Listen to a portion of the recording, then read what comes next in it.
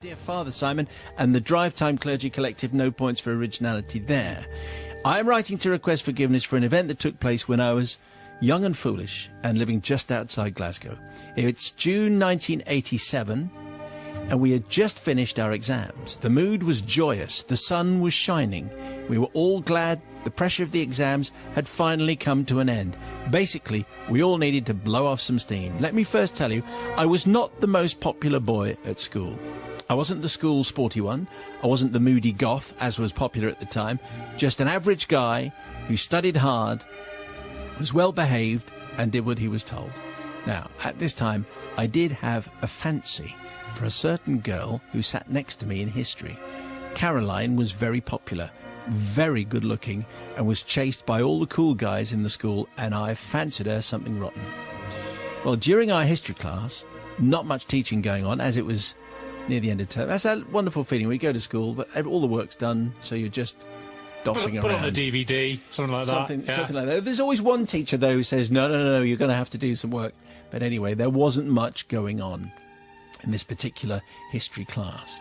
So she says, are you going to Sharky's Empty on Saturday? At this point, I should explain an empty is a West of Scotland term for when the parents are out and the house is going to be empty. Home alone. Therefore, a party had to be had. Sharky, I can tell you, was the coolest, most popular guy in the school, and he had a huge house. Anyway, I told Caroline, no, I wouldn't be going to Sharky's because I hadn't been properly invited, which is when she turns to Sharky and says, can Si come to the empty on Saturday? He just shrugged and grunted. So Caroline turns to me and says, there you go, you're coming. I later told my friend Johnny, who was ecstatic, hey, we're going to an empty at Sharky's. Nice one. I was nervous because I knew I was going to feel a little out of place, but Caroline was going to be there, so basically I just had to suck it up. Well, the Saturday came and we turned up at Sharky's house to find the front door already open. We went in and the house was jumping. People dancing on tables, a kitchen full of people being ill. Great. Nice. Fabulous. Girls already. crying in the toilet. Just a usual teenage party, really. But this was my first empty, and it was amazing. So we went to the kitchen and opened out our carry-out, consisting of 2 bottles of cider. Nice. They came prepared. I then spotted Caroline, and she came over and started being very friendly. Now, I know it was probably the lemonade talking, but she was being very touchy-feely, and I genuinely thought I was in here right up to the point until Sharky came over and snogged her right in front of me and then led her away. Well, I knew it was never to be anyway. But while I was cursing my luck, a fight broke out in the kitchen about someone opening someone else's cans. Oh, dear. And not wanting to get involved, this is the sentence that doesn't quite make a lot of sense, Johnny and I decided to go upstairs.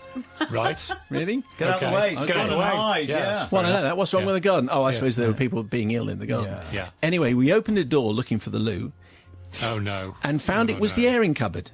Anyway, looking up, we saw a loft hatch. And naturally, me and Johnny decided to go and have a look. Obviously. Well, Father Simon, the loft was absolutely massive. Partially floored with cases, boxes and games, we started to have a good look round. We were messing about and trying stuff on. Because It's gone down a completely different route. it has. Because I think as in clothes. I found I know the net. I found a box of fur coats. What else? Anyway, hats, and even found a crazy bear costume, which I obviously put on. Obviously. So at one point, I found an accordion and started to try and play it. So there I was. So there I was, sitting in a loft with a bear costume and playing an accordion. We were so engrossed in all the paraphernalia in the loft, we hadn't noticed the music had stopped downstairs. Wondering why it had suddenly gone quiet, Johnny headed towards the skylight with a telescope that we'd found What is in this loft? and stuck it out the window. He came back with a look of panic and said, "It's the Rozzers. No, he didn't. It's the police. They're outside." He's in the west of Scotland. He wouldn't have said that, would he? Ross. No. I looked, and sure enough, the street was full of teenagers and a police van with the blue lights flashing. I then saw a car pull into the drive. Turns out our neighbour had called the police due to the noise and managed to get in touch with Sharky's mum and dad, who'd come back from the golf club dance. We suddenly realised the gravity of our situation and decided we better try and tidy the loft. I then heard a voice shout, "Is there someone in the loft?" before the hatch suddenly opened. I panicked and ran to the back of the loft while Johnny hid behind some boxes. However, in my panic, I forgot that the loft had only been partially floored. Oh, no. And the place I ran to was not floored. I felt my foot drop and I thought, I'm going through here. I went straight through the ceiling and landed on a bed, absolutely covered in plaster with bits of ceiling hitting me on the head. I stood up and turned round, and there was Mrs. Sharkey standing in the middle of the bedroom, about to get undressed. She looked more than a little shocked, it's fair to say, probably because a bear covered in plaster and playing an accordion had just crashed through the ceiling Still got the accordion. into her room. As Mrs. Sharkey started screaming, I turned and ran out of the room and down the stairs and then out the back door. I could hear Mr. Sharkey trying to climb down from the loft as fast as he could. I ran out of the house. I kept going over the hedge at the back of the garden, into another garden and beyond. The story of the bear that ran away from Sharkey's empty became legendary around our way, although no one ever discovered the identity of the bear. I never actually told anyone, even though I knew it would have made me more popular. Yeah. Which is true. Father Simon, I seek forgiveness from Mrs. Sharkey for giving her the fright of her life and damaging her property. I also seek forgiveness from Johnny for running off and leaving him behind. I also seek forgiveness from Sharkey himself, as he was grounded till the summer. However, he did steal Caroline from me. So, actually, which is the unforgivable thing there. So you can imagine that would be quite, you're just getting undressed, you're a little bit cross because you've been dragged back from the golf evening soiree, and then suddenly a bear playing accordion drops from the roof. That doesn't happen every day. Sister Bobby. I think I'm beyond caring. That's such the best story ever. Simon, I would almost marry you for that. Oh. What think was she the means point the other again? Simon. It's yeah, not you. Obviously. Oh. Right. I get it now. Simon, for the best story ever, and you shouldn't really go into people's lofts without their permission and everything, but it was the best story ever, and it's not usual my usual remit. You are forgiven just for the best story ever. 9. Oh, I'm exhausted. How many layers of a confession can you have? And who can't resist? I mean, a loft hatch has just got to be investigated, hasn't it? Particularly when you've had 2 bottles of cider split with your mate Johnny. How many lofts have a big chest full of clothes with an empty bear costume in there somewhere? Fantastic. Well, I've just cleared out a loft, and there is an accordion and a guitar and an amp and some. There you go. Very Actually, we've got a loft with Halloween stuff in it. 'Cause that comes out every year. maybe everyone's there you got go. one. All right. Silly me. But also that was really fantastic. And what happened to Johnny? Who cares? Yes. It abandoned his mate, fallen through the ceiling, given Mrs. Golf Club a bit of a surprise, and off he went. That's fantastic. Simon, absolutely forgiven. Mr. and Mrs. Sharkey, I think, probably had this coming. I mean, you disappear off to the golf country club and leave your house empty with your son, young Junior Sharkey. This was always going to happen, apart from, obviously, an accordion-playing bear falling through your ceiling. Probably didn't expect that. That's fair enough. So I am going to forgive. Simon and the team. Let me take you back to the 25th of May 1977. When Liverpool FC qualified for their first European Cup final in the eternal city of Rome. Being a lifelong fan, I decided to book a day flight to watch my team in this historic match against Borussia Mönchengladbach of Germany at the Olympic Stadium. I landed in Rome on the morning of the game and joined 25,000 other Reds who had made the arduous journey, many of them travelling overland by special train from Lime Street Station. As it was my first time in Rome, I decided, like many others, to visit the Vatican. Now, my nan was back at home, and she's a devout Catholic and went to church every day, so I decided to buy her a nice set of Vatican rosary beads to take back to Liverpool when in Rome and all that. As I was walking back out of the Vatican, I need to apologise, by the way, there is an accent. There is an accent coming up, which is unavoidable because it is written in this style. Oh, really? Okay. Great. Go This is on, Ed. either going to be Italian or Scouse. Here it comes. It's not going to be Scouse. As I was walking back out of the Vatican, I spotted a priest standing in the main hall, and a thought struck me. Since I'm here, I might as well get the beads blessed for Nan while I'm in the Vatican, save for the trouble of doing it at our local church back in Liverpool. I approached the priest, held up the beads, and asked him very politely to bless them. "Ja," he says. I would German. very much like and be very happy to do this for you, he replied. It turns out he was from Dusseldorf. Ah, Obviously, as you that'd be can why. tell. Yes, obviously. Yes. Yeah. And he was over for the big match, and he duly did a short prayer over my beads and blessed them. On handing them back, though, he said, I will not be praying for your team tonight, however. Oh, it's a French at the end. No. However. I will not be praying for your team tonight, he says, being a German priest. Yes. You sound like the vamp in Sesame Street. Good. Well, there are worse things to sound like. Anyway, he's a priest from Dusseldorf, and he did the honours there, as they say. That's a bit of Catholic language. I smiled, thanked him, and thought no more of it, especially not after Liverpool won the game 3-1, and I was too busy celebrating anyway. I couldn't celebrate for too long, however, as I had to head back to Liverpool the same night. The next day, I told my dad the story, and he said something along the lines of, for heaven's sake, don't tell your nan they've been blessed by a German. She'll throw an absolute fit. Well, I promised my dad that I wouldn't say a word of that to Nan, and vowed there and then to keep the story to myself. Different time. Yeah. A few days later, on Sunday morning, we all went round to Nan's after church, as we did every Sunday, and because this day was also her birthday, all of my uncles, aunts and cousins were there too. In front of everybody, I very proudly presented my gift to her, and she smiled, gave me a little peck on the cheek, and placed the rosary beads around her neck. Nan then said, I'm going to Mass later, so I'll ask the Monsignor to bless them for me.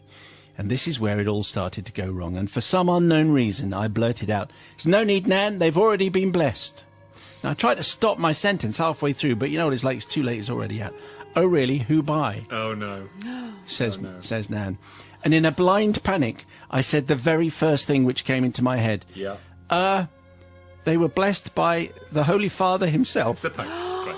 Yeah, of course he did. Yeah. The room fell silent, and my Nan, who had by this time clasped the rosary beads firmly to her chest, stammered, You mean the Holy Father Pope Paul himself has touched these beads? Her face had turned white by now, and she'd started to shake. The whole room by now was staring at me as if they knew I was telling porkies. My dad was glaring at me through clenched teeth, which is my favourite phrase. Yeah. Doesn't work. But anyway. It doesn't really, you get the idea of what he was doing. But I had no choice to carry on and tough it out. Yes, Nan, I said. He was walking past the crowd outside the Vatican. I held them up to him, asked him to bless them, and he took them off me and said Hail Mary and passed them back. Well, she started hyperventilating. It became clear we needed to calm her down, so we sent her for a lie down with a glass of sherry, which always works. When Nan recovered a little bit later, she promptly took off her pinny, put on her scarf, coat and brolly, then trundled off to her sisters around the corner in the pouring rain to show off her new souvenir to everyone who would listen. In fact, rumour has it that some women in the parochial club that evening actually fainted when my Nan regaled the story of the Holy Father and the Vatican bees. And to compound my embarrassment, the Monsignor told the tale again from the pulpit at Mass the next week, Excellent. much to the displeasure of my dad, who kicked me in the ankle under the pew. He prefers that to the peace anyway. You should have seen his face when my Nan got up and walked up and down the aisle to proudly show the beads off to the congregation, many of whom reached out just to touch the same beads. Following that, my dad stopped my pocket money for a month, and he made me put it into the church plate every Sunday as punishment. However, he never told my Nan the truth. No one told my Nan the truth, and she wore the beads every time she went to church for the rest of her life, and I'm sure it gave her great pleasure and great comfort. However, I do now belatedly beg forgiveness for misleading my lovely little Nana, along with the Monsignor and half the parishioners of St Dominic's in Huyton, Liverpool, in the process. Well, you know, Alan didn't mean to, and from the sound of it, it sounds as though Alan's Nan got a great lot of joy, even though it was based on a deception. So maybe there are no victims. I don't know. Let's see what Sister Bobby thinks. Well, the thing is, of course, Alan, you did that lovely thing. You got a gift and you got it blessed. It's a double gift. That's really considerate of you. And actually, you're right. The deception wasn't yours. You didn't go out to deceive. And there is just that moment when she said, oh, And how could you possibly take Can't that go back- away can't go from back your there. nan? And I think surely all blessings are of equal value. Surely it doesn't really Interesting matter. point. It's. I mean, I don't know these things. Maybe someone could put me right, but it's a blessing. It's a blessing. It's a blessing. And she got to say so much joy from it. And how could you kind of mock her? You couldn't. There was no. The point was in the living room, you'd have had to destroy her lovely bit of joy. And from that point on, you just had to go with it. You are forgiven, Alan. I think, given the circumstances, that was the best thing to do. And the last Pope at one was German, so it could actually have been him. Oh, yes. Could have been. Oh, yeah, well, obviously everybody wins from this because Gran wins because she gets a rosary that's been blessed by the Pope. I mean, we don't know how this works, but I'm guessing, if it's been blessed by a priest, then line of succession Counts the same. Command and control. It's the same thing, isn't it? Command It gets and control. Yeah, it gets passed down to the bishops and the deacons, and I'm out of my depth. So I'm going to say, yes, I mean, that's fine. So she wins, and he wins, and Liverpool win 3-1, as I seem to remember, on the way to winning 4 other European Cups. right. So everybody wins. Well done. Definitely forgiven. Father Sam, this confession takes me back to the start of my career. We're in the summer of 2002, and I'm 23. I was a fledgling journalist, desperate for a job, and had somehow managed to land an interview for a coveted role at a top news agency. I'd bought a smart black trouser suit, and I was confident I could do the job. The downside was that the company in question was located in a tiny village in the middle of East Yorkshire, and at that point I hadn't yet passed my driving test. Nevertheless, I set off in good time, caught the train. Unfortunately, the trains only ran what seemed like once every couple of days, and I found myself in the village an hour before my interview was due to start. No problem, I thought I'll sit in the reception area, look through my notes, and do some last-minute prep. I entered the building and introduced myself to the 2 gossiping receptionists sitting behind the desk. They looked at the clock. "You're really early," said one. "Well, I know, but I don't mind sitting here. I'll look through my notes." And they glanced at each other, and I sat down on the chair feeling unwelcome. A couple of minutes passed. I opened my folder, started reading. "You sure you don't want to go out for a walk or something?" says the other receptionist. "No, I'm fine, thanks," I said, and carried on. Another 30 seconds passed, that's all. "It's a long time to wait," said the first. I'm there basically chucking me out. Yeah. "I really think you should go into the village." I started to get annoyed. "I'm fine, really, thanks," I replied. This was starting to get awkward. When she mentioned it a third time, I began to get paranoid, decided to go for a walk after all. I didn't want to annoy the company before I'd even set foot in the door. So I gathered my belongings and went outside. It was a warm, dry day, and I had no idea where to go. I had no interest in the few shops the village had, so I just kept walking. After a while, I noticed that one of the pop socks I was wearing had a ladder in it. So I found a bench in a nearby park, sat down, and removed them. As I did so, a small man in his 40s came running over to me, pointing, and said the words that still haunt me today. "I've just painted that seat!" Oh, no. I froze. I didn't move for what seemed like forever, and I just stared at him wide-eyed. Then slowly I stood up and peeled myself from the bench. I could hear my suit separating from the freshly painted bench with a slurp. I looked round and saw that the entire back of my once black suit was now bright green. And then all hell broke loose. "OMG!" I yelled. Not that No, we you did that in didn't. 2002. "There's no sign to say it's been painted. I've got an interview in 40 minutes. What am I supposed to do now?" I'm screaming. The man looked worried. He thought for a few seconds and then said... What do you think he's going to say? Well, I've got some black paint. no, he's even stranger. He said, "Well, my wife's about your size. I'm sure she might have something you could fit." Oh. Right. I just stared at him. I couldn't quite believe what was happening. And then he said, "Stay here. I'll be back in a minute." And he disappeared. A few minutes later, he came rushing back with another man of a similar age. What? "This man lives nearer," he said. "His daughter's about your size. She'll have something you can wear." No way. Well, Simon, I had 2 choices. In the absence of any shops where I could purchase an emergency outfit, I could either go back to the interview covered in bright green paint, or I could risk going back to this man's house in the hope of finding something in his daughter's wardrobe. I chose the latter. So, so she's going... So she's going to She's going back to this guy's Okay. house. Okay. Right, okay. "So what do you do in the park?" I asked. let's make conversation now. Yeah, yeah. I walk around it, he says, looking a bit confused. Brilliant, I thought. He didn't even work in the park. He's just some random bloke who happened to be walking there. We arrive at his house about 5 minutes later. Mary, he calls in as we walk through the door. I've got a young lady here who's got an interview in 20 minutes. She's got paint on her clothes. She needs something to wear. Could you find something of Stacey's? A small round woman with curly brown hair appears from the kitchen.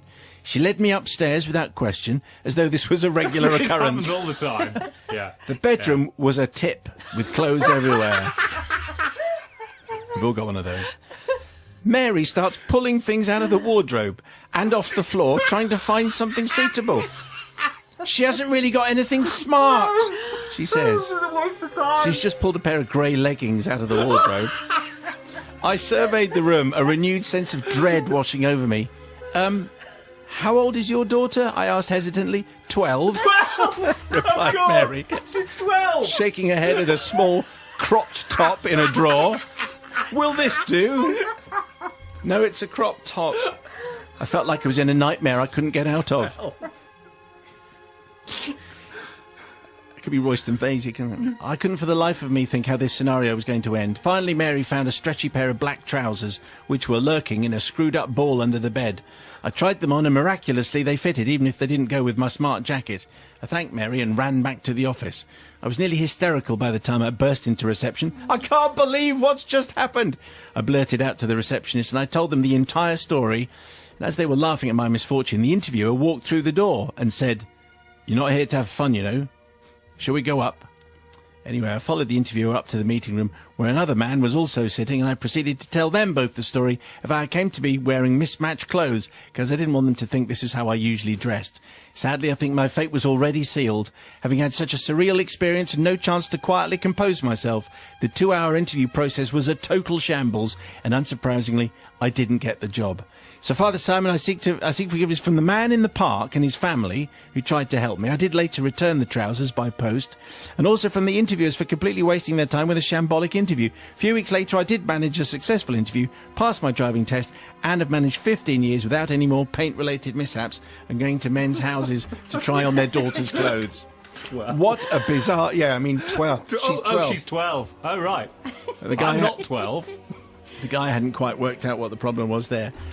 Anyway, what an extraordinary incident here from Sarah. Bobby, what do you say? I thought she was going to say, just give me some school uniform and I'll wear that instead. I love, what a lovely story, what a lovely park keeper. I know he should have put the sign up and he started all this, but at least he went, okay, what can I do to fix it? And found someone else, and I loved it. I absolutely loved it. I didn't like the receptionist. I thought they weren't very nice and they could have made you a cup of tea. It's kind of their fault. It is kind of their fault. Yeah, it is. Why didn't they just say, yeah, have a cup of tea? Is there anything we can help you with? That's what kind of, I don't know.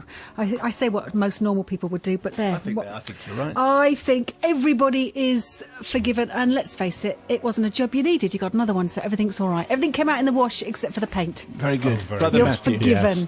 This is like the kind of nightmare that you have before the interview, isn't it? Where you think, like, going in there naked or going in there and not being able to answer any of the questions or anything like that. This is just unbelievable. She found herself in a stranger's daughter's bedroom. It's just trying on 12-year-old clothes. 20 minutes to go, and I'm like, why am I in this house? A crop top? What? I don't know what's going on. It's superb. And also, it's the paper's loss. What a great story this would have been. Could have had this in your newspaper. And what are you doing a 2-hour interview for? Who does a 2-hour interview? If you don't know after 10 minutes, you're not hiring them. There must have been like a paper or something. Ridiculous. So I am going to say forgiven. Father Simon, both fantastic and forgiving, the beautiful, benevolent Bobby, and magnificent and masterful Well Matt. done. Yes, forgiven. Thanks very much. Goodbye. My confession dates back to that wonderful time in any couple's lifetime when your first child is due, and you still live in that utopian world of a social life, the ability to do what you want, when you want, and relative freedom. The build-up to our first child had actually... It's a relatively easy pregnancy, really. We visited the planned hospital and its maternity ward. We joined the NCT groups and immersed ourselves in planning and readying nurseries and buying all the paraphernalia that comes with those darling little ones. However, this whole process gave huge fuel to my aforementioned husband to make all sorts of unnecessary comments and jokes at my expense. For example, Do I have to attend the birth? It would be much better if you could leave it to the experts. I could go and play golf. Okay. He is sounding a real catch. Yep. Or, I'm worried your waters are going to break in the car on the way to the hospital. Would you mind sitting in the boot? Really? Yeah, I mean, I think he's joking. I think he's joshing. Yes. You know. Yeah. It's still Obviously. clearly he thinks that's hugely entertaining. Whilst made in jest, says M, all these comments began to grate, and it wasn't long before a wicked revenge scheme started to form. And the more comments my husband made, the more my masterful scheme seemed all the more acceptable, in my mind at least. You would have thought after years of partnership he should have learnt that a woman crossed is a force of nature. Eventually the day of truth arrived after what felt like an eternity of expanding tummy, exhaustion, sleepless nights and scheming. As it happened, we had family over and enjoyed a lovely evening of catching up over a birth-inducing curry. This is a kind of a well-known thing. This is what people do. Husband was on strict instructions not to drink, in case he was needed later for driving me to the hospital, and we all discussed the pending arrival with great excitement. But as we were still 3 days away from my due date, I stupidly thought that as this was my first, it was likely to be late, if anything. We eventually retired to bed at a relatively late for us 10:30 p.m, and although I had been feeling a little peculiar and stomach fluttering most of the day, I thought little of it as I drifted off to sleep. At midnight, I woke to severe stomach pains, which I initially thought might be the curry, but after several contractions, I woke my husband and barked at him to contact the hospital. The contractions built incredibly quickly, and within an hour we were on our way to the maternity ward, my hubby a little less full of his japes as we made the 15-minute journey in. This was probably brought on by tiredness, but also this sudden dawning that he would have to grow up and be a responsible parent at last. Although he did slip in a comment along the lines of, typical, you couldn't have waited until the morning to go into labour, could you? Blimey. Now, without wanting to spoil the birthing process for any listeners who may be due to go through this themselves, says M, I didn't personally enjoy child labour that much. Really? I mean, child labour actually... that's something else, that isn't means it? when you employ a child for no money. But anyway, I think what M means is the whole process of labour in general and giving birth. I didn't really enjoy it. Through the pain, I had also weirdly transformed into Mike Tyson. And mid-contraction and hug with my husband, I actually bit down on his right ear and had left significant bite marks. However, this is not what I need to confess about, though. It's not a bad Even worse start. than that. You see, in the whole planning process of the birth, hubby and I had discussed cutting the umbilical cord, a magical moment where father separates child from its mother to go out into the world unplugged, so to speak. Well, at least it should be, because after 8 hours of labour, and after the inevitable cheap jibes that neither myself or the attending midwives found funny, the scene was finally set for my cunning plan against my husband. Scissors in hand, and poised like a royal about to open a museum wing, my darling husband stands over me with a wonderful mixture of pain, anxiety and concern across his face.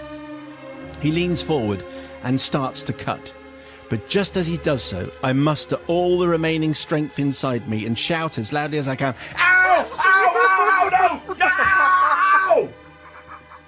I can still picture the look of absolute despair and dread as my husband panics, looking up from his scissor work to the midwives for an explanation. What has he done? What have I done? That's not supposed to happen. The midwives looked at each other, then across to me, and could see the broad grin painted across my now laughing face as my revengeful deed had been done. "Got you," I exclaimed as husband dropped the scissors and nearly started to cry again. To be honest, I don't really seek forgiveness from my husband, who had it coming to him. I have dined out on this story ever since, and I have to say the midwives also thought it was hilarious. It did somewhat frustrate me that when we had our second child, I couldn't play this joke on my husband again. However, he may be daft, but I think he's not that daft. I do, however, seek forgiveness for any other expectant mums who were in earshot that morning for concerning themselves over the shenanigans going on in the cubicle next to theirs. It really doesn't hurt that much. Anyway, I'm just amazed that Em had the wherewithal to carry out a plan, having literally seconds before given birth to their first child, that she still wanted to stick to the plan and managed to say, "Got you." I mean, Well that done. is Yeah. quite extraordinary. Anyway, so well done to Em. Let's see what Sister Bobby thinks there. Yeah, as you say, what a fantastic couple you are. Because let's face it, you know, when life gets tough, you just throw comedy at it and hopefully that'll get you through. And you must be brilliant parents, I have to say. I think that's a really good story. Because right at the end, you're still taking the mickey out of each other. But And who that. is going to actually go ahead with a practical joke, having given birth an 8-hour... I love this woman. Oh, my goodness me. Inspired, completely forgiven. I just think it's one of my favourite stories ever. Force of Oh, well nature done. is absolutely right, Brother Matthew. Yeah, I mean, if you dish it out, you've got to take it, haven't you? I have to say, when I had to cut the cord, it didn't feel like a magical moment. It felt like, I just want to get this right. Tell me exactly what I need to do. I've only been in charge of the gas and air and encouraging my wife and saying, just listen to the staff. They seem to know what they're doing. I don't. Am I cutting this in the right place? Oh. And she didn't think to go... But if she had, I'd have been on the floor. So, yeah, obviously. Adjudicators of absolution. I wish to confess to something that happened a number of summers ago, and which has weighed heavily upon my conscience ever since. My story begins, hopefully enough, with young love.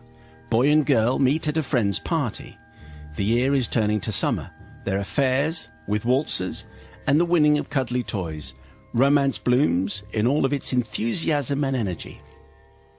Winter follows autumn, with ice skating hand in hand on the ice rink in the town square, rubbing noses together to warm them and supping mulled wine at Christmas markets. Another summer comes and the couple celebrate their first anniversary. Families are met. The second year passes, with their relationship maturing with the seasons. We skip to their third summer, taking a romantic stroll in a charming village. As they pass a picturesque flint, stone and red brick church that our girl has always admired, our boy drops to one knee and proposes. He is nervous, stutters a little over his words, reads her a little of her favourite poem as he describes his love for her, his appreciation of her love for him, that it would make him the happiest man in the world to be able to love her for the rest of their days.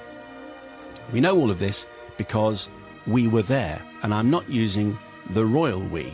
You see, behind the privet hedge that separated the church grounds from the footpath, crouching down and holding our breaths so that we would neither be seen or heard, were all of his friends. More than that, as her parents and all of her family were there, and his parents and all of his family, and the vicar. Behind the hedge. The boy had, and with the full cooperation of the girl's friends and family, organised an entire wedding. Wow. In absolute secrecy. The church was booked, the rings bought, flowers arranged, the reception catered, the honeymoon paid for, everything. Her best friends were dressed in their bridesmaid outfits with delicate gold brocade. A wedding dress, pearl white, decorated tastefully with teal and gold embroidery, and suit, black teal waistcoat with gold embroidery, gold handkerchief and cummerbund were ready for them to change into. Matt's got his head in his hands. Oh, no. Go on. We were all there, waiting in hiding, ready to leap out and cheer as she said, no. Oh, no.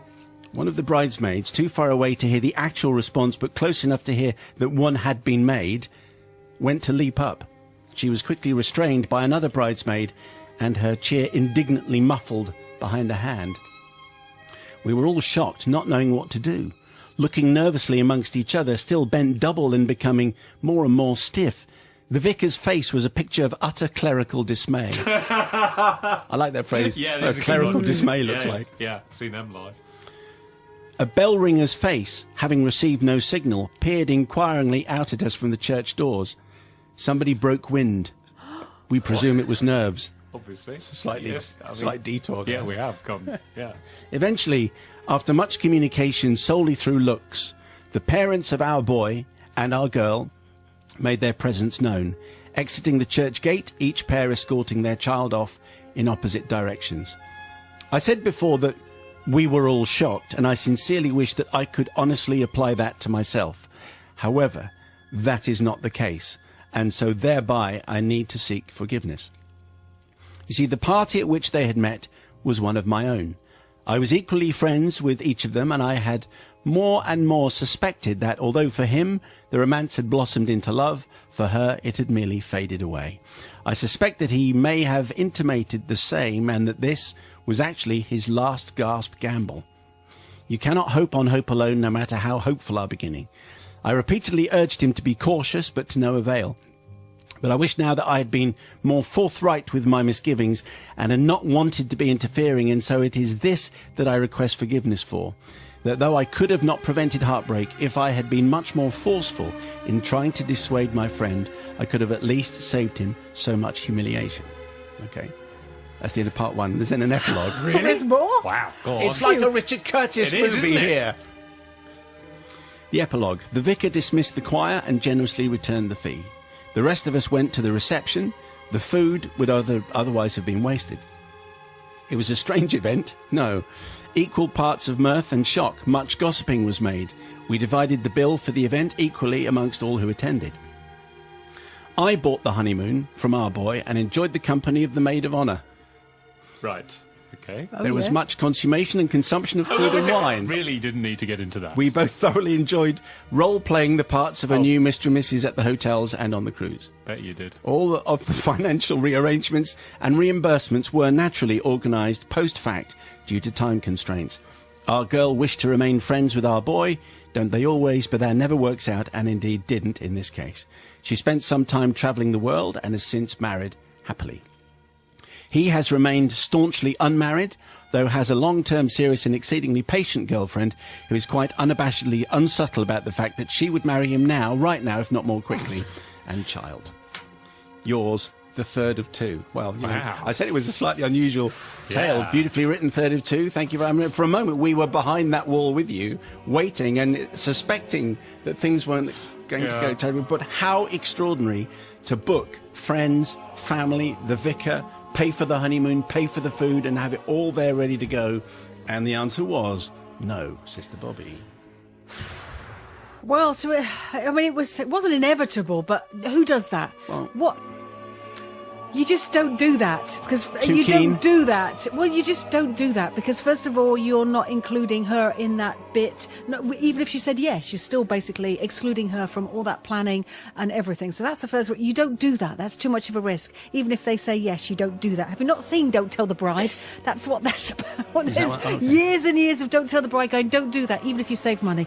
The first thing is though, should you be forgiven? Absolutely, for not being more forceful with your friend. The thing is, you said, please be cautious, please be cautious, please don't do this, please don't do this, please don't do this. If you had made him not do it, you could have been responsible for so much more. So you weren't responsible for this. I mean, he was. He was responsible for his own decision. You said be cautious. That's as much as you could do otherwise. And so? You're forgiven. So I wanted. There must be people listening who remember this wedding. It's not kind of or non-wedding. It's not the kind of thing that you're going to forget. Anyway, Brother Matthew. Well, yes. I mean, here's the thing. If you're going to do that, if you're going to propose and have everything set up ready to go, you need to be absolutely 100% sure she's going to say yes. And clearly, this guy not only thought that it might not happen, I suspect that he was thinking, well, she's not going to turn me down when everyone's there. She didn't know, though. She didn't know they were all hiding behind the hedge. I think he was probably gambling on the fact that someone would go, oh, but we've all turned up, and she'd change her mind. So I'm going to say definitely... Well, he's forgiven, isn't he? So yes. Forgiving the third of two, he's not forgiven for putting her in that position. He's not forgiven. No. The guy who's... Yes, the one who knew. Have I got confused? No. Third of two. Let's say forgiven and not... Dear Father Simon and the potential providers of penance. My confession goes back just a couple of years when I was working for a small coach company in the north of England. And as well as coaches, there were also a number of 16-seater minibuses modelled on a rather well-known van. On the day in question, I was driving one of these buses, and having completed all my jobs, I was returning back to the yard. After the usual cleaning duties of sweeping and mopping, I collected all my personal possessions from the minibus and took them to my car before going into the office to return the key. However, after rootling around in my pockets, I realised to my alarm that I didn't have the bus key. So figuring I must have left it in the car, I went back to my car to retrieve it. I looked to the passenger seat where I'd left my coat, in my wallet and inside my lunchbox, but no joy. I widened my search out to the rest of the car, and still the keys were nowhere to be found. Not full panic time yet, though. Maybe I'd left them in the bus. I went back to the bus, peered through the window, and alas, there it was, in the ignition. I pulled the handle to open the door, but it was locked. This doesn't happen quite so much, but it used to be quite a standard thing that you'd lock your own keys into and in this case, locked in the ignition. I went back to the office and explained that somehow the bus had locked itself and the keys were inside, but explained that I was completely stumped as to how this could have occurred. No idea. Not to worry, though, I was told the office has a spare key cupboard for just this occasion. But after looking through key after key in said cupboard, it became apparent this was the only vehicle that we didn't actually have a spare for. One of the mechanics, we'll call him John, had a look round and from the outside managed to slide one of the windows in the back open before realising this was not going to work, as nobody would be able to lean through and unlock it. John then had a realisation. One of our other mechanics, let's call him Nobby, was quite a slender guy and might just fit through the gap. John has created this gap that John has created in the back windows. No comma there. Nobby was sent for, and after much protestation, finally agreed to give it a go. Gosh, This is very slim, isn't he, Nobby? John and I lifted Nobby and proceeded to push him through this open window. This was going quite well and actually seemed like it would succeed until Nobby got stuck with just his legs hanging out of the bus. He was well and truly stuck. He couldn't move forwards or backwards and was perfectly balanced betwixt inside and outside, unable to move at all. Nobby found it slightly funny at first and then considerably less funny as the minutes ticked away. "Can't you stretch just a little bit more?" someone shouted. But Nobby couldn't hear. Can't you stretch? Can't you stretch a bit more? Someone found a loud hailer. They had, clearly. Yeah. And they joined in. He could hear it this time. "I'm a mechanic, not a blooming contortionist," was the gist of what Nobby said back to us, as you can imagine. The solution lay in the end, maybe half an hour later, we found out, in spraying his hips with WD-40. Oh, my goodness. I wouldn't have thought of that. No, but Nobby didn't either. But with a bit of wiggling of his hips, normally only seen on the Strictly dance floor, Nobby managed to get enough stretch to just about reach over and pull the handle to the sliding door with the tips of his fingers. Finally, we opened the door, and after much pulling, we managed to free the much lubricated Nobby, who fell onto the floor with quite a thud. The keys were retrieved and the bus was locked. To this day, it remains a mystery how the bus managed to lock itself with the key in the ignition. That is, I have to say, except to me, says Alex. You see, I know exactly what happened. My mum has a car made by the same company, with the same kind of key for which I had the spare, and it transpires that with the older models, you can use any key from that manufacturer to lock the door, but not to unlock it. I had got out of the bus to put things in my car and proceeded to lock the bus with my mum's car key.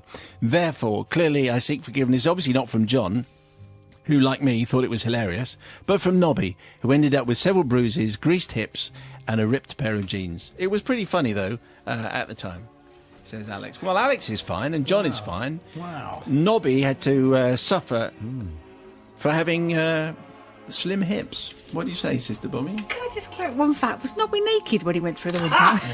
Well, You need to control your mind. No, the reason why is they said they, WD-40'd him. hips. Well, if he had his trousers on, if those had been removed slightly, that would give some sort of leverage. I think the T-shirt Oh, might it was have written up above just a little bit. So it was above the waistline, and that bit is going to be... That's the fine bony then. hips is going to stick out, but if you grease them well, up... you see, the thing is, because if shoulders go through, your hips should go... So I thought he was stuck at the hips, not the waist, because the hips are generally Basically, it's the hips, shoulders, knees and toes, knees and toes. toes. bigger. Okay, so Nobby wasn't naked, that's a relief. And Simon, can you do your belt up? well, I you've was just going done to his belt there. Nobby was clothed. As far as we know, Nobby was fully clothed because he got got ripped jeans out. Alex, I've done a similar thing and got myself locked out and had to call the police when I had the wrong key in the front door and it wouldn't work and it was just the wrong key. So I've been equally daft. And also, I kind of like this. I like the fact you all got together, 3 mechanics and a bus driver, and you all fixed it and everything was okay in the end. Nothing got smashed, nothing got broken. Bit of WD-40 fixes most things. Novice. Well, there you go. It takes a bit of locking a set of keys into a car when you have to lock it from the inside being on the door. Believe me, it took me quite a while to get out of that one. But slender, lubricated Nobby, I thought he might have been beginning to swell up after a while. I think that was where it was going with this one, which is what happens. No, he was stuck. He was stuck for a while. He was indeed, and his trousers were absolutely covered in WD-40, so they had to make a mess. So I hope someone cleaned those for him. Yeah. And Alex, I don't think anyone really believed it wasn't you who made a Horlicks of it. So other drinking products are available. So I'm going to forgive you completely. All right.